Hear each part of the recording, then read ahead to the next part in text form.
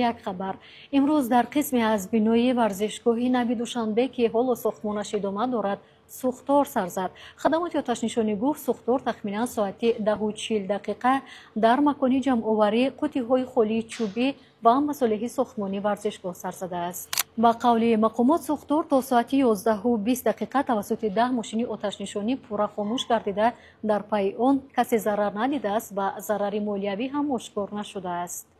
درباره سر زدن سوختار اول در شبکه‌های اجتماعی نوارها پخش شد.